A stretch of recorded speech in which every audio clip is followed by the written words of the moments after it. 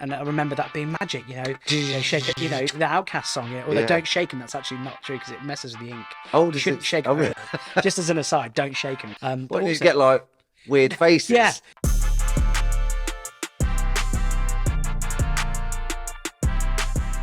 I got one for you. Go.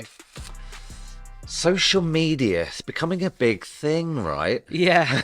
Kind of Yeah. billions of people use it. Yeah. Not going away. No. Yeah. It's weird to say because obviously you and I have had Facebook since Facebook existed. We did. So that's like 2007. When we So used to be able to poke people. Yeah, I remember that. Poke. Such a weird thing. Throw a sheep Yeah, at them. why would you poke someone? Weird. But no, I think social media's evolved. You think about Facebook as it was in 2007 and it was very texty, the odd image, and the poking thing was a way of interacting with people that was fun and engaging. I think that then, obviously with Instagram and photography sort of coming back in and that square format, which is like, like the Polaroids off the 1980s that my granddad used to have. So photography obviously came back, roaring back with Instagram, and then Facebook bought it, and then Facebook bought WhatsApp, and well done, now they've got Zuckerberg. Oculus, wise business. VR stuff. And I think there is an evolution of social media. So we now talk about traditional social media in inverted commas, which sounds weird, because like it feels new to me because 2007 doesn't feel like traditional print media, digital media. But 2007 to me doesn't feel like a long time ago. But then when you actually look at it, it's like 15 years ago.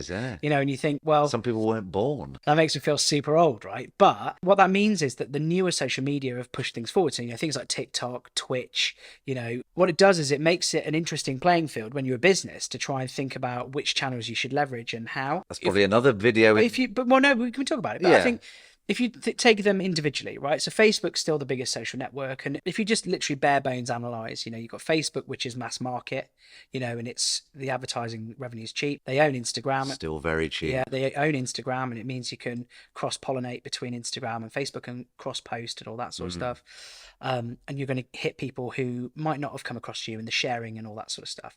LinkedIn for business, amazing. Crucially, Monday to Friday, and it's a business generation. Ryan said it's the last bastion of professional platforms. Yeah, I mean, people use it at work, so and it's acceptable to have it on. It's a social media channel that you're allowed to use in your day job. That's true. So you can have a little sneaky message to your wife or whatever. Don't encourage that. But I'll never message your wife on LinkedIn. Yeah, don't message my wife on LinkedIn. But no, and you can use that day to day, and that's a great place for video content because it is kept professional. So if you've got professional video content about your business, then putting it on there is going to see great organic reach. We can't get away from social media.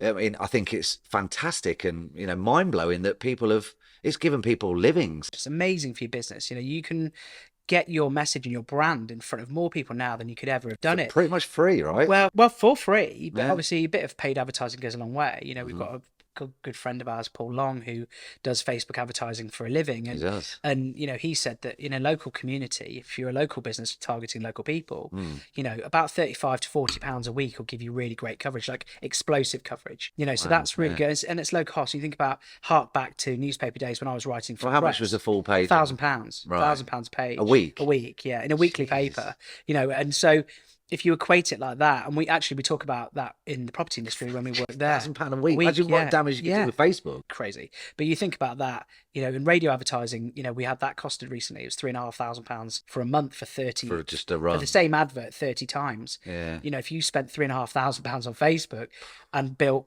5 adverts, 10 adverts, that's a year's worth of advertising budget, and you're going everywhere. It's madness, and you catch people at different times of day and all that stuff. And I know people fear algorithms personally in terms of like, you're invading my life. I don't want to buy this. I don't send me those adverts. But for business. Oof. The algorithm is your friend, right? Because, like Chris said there, you put out 5 videos, 5 separate advertising campaigns. And, the more information you give Facebook about who you want to see the advert or the film or whatever it is, the easier it makes it and the cheaper it makes it for you in future. Yeah, right? I mean, the biggest part for me, I think, for social media is leveraging YouTube as an area to put your video content as free server space, as somewhere to organize with playlists and, really hone down all your content and stuff into YouTube. That link with YouTube and being owned recommended by Google allows you to embed content in your website, Indeed. which gives you massive SEO boost. I mean, the stat was between 60 and 85% uplift on Google for free, just by hosting video content that you've already put on YouTube back. I've got a local photography business in Grantham, and if you Google photographer Grantham from anywhere in the UK, and I do this when I'm on stage, our page comes up first after the paid listings. And that's only because of video content, and only because we've leveraged that YouTube link back. It's super powerful. I think social media is free ostensibly. Yes, there's advertising, we've discussed that, but I think having more is more. Post everywhere, post frequently, and where you can, try and use maybe a scheduling tool or like Hootsuite or Content Studio, and actually start to think more laterally about a broader social media strategy. But it isn't going away. You should use as many as you can, and just do a little bit of research into where your clients hang out. If your clients are young people, they're on TikTok. If they're in their early 20s, they're on Instagram. If they're old, in inverted commas, like me, and they're 35 to 45, they're probably still on Facebook.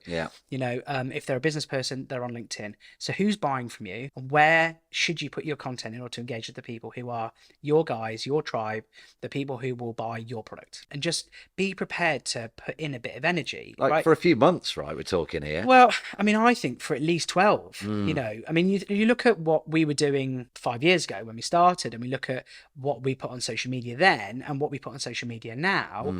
We've got a lot more to say because we've got that experience. We've got a broader range of clients. We make a lot of content, so we can leverage our clients' collateral against our own social channels and say, we've made this, it's ace, right? But we also put a bit of thought in there, and some blogs and some thought leadership and some stats and podcasts like this, a mix of stuff, right?